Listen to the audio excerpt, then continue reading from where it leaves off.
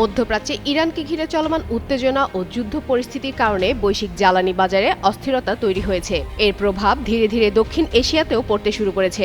সম্ভাব্য জ্বালানি সংকট মোকাবেলা করতে বাংলাদেশ সরকার বিভিন্ন উৎস থেকে জ্বালানি সরবরাহ নিশ্চিত করার উদ্যোগ জোরদার করেছে।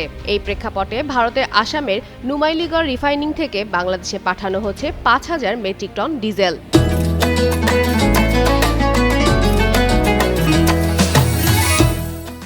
বাংলাদেশ পেট্রোলিয়াম কর্পোরেশন বিপিসির বাণিজ্য ও অপারেশন বিভাগের মহাব্যবস্থাপক মোহাম্মদ মোর্শেদ হোসেন আজাদ জানিয়েছেন, ইতিমধ্যে পাইপলাইনের মাধ্যমে ডিজেল পাইপিং শুরু হয়েছে এবং মঙ্গলবারের মধ্যেই তা দিনাজপুরের পার্বতীপুরে তেল ডিপোতে পৌঁছাবে।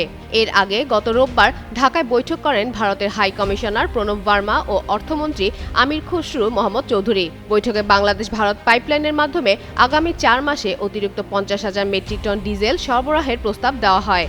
এদিকে জ্বালানি সরবরাহ বাড়াতে সমুদ্রপথেও আমদানি অব্যাহত রয়েছে। কাতারের রাস লাফান বন্দর থেকে প্রায় ৬৩,০০০ টন এলএনজি নিয়ে লুসাইম জাহাজ চট্টগ্রাম বন্দরে বহির্নোঙরে পৌঁছেছে। এছাড়া সিঙ্গাপুর থেকে ৩০,০০০ টন ডিজেল নিয়ে আসা এমটিলিয়ান হুয়ানহু জাহাজও চট্টগ্রাম বন্দরে ভিড়বে।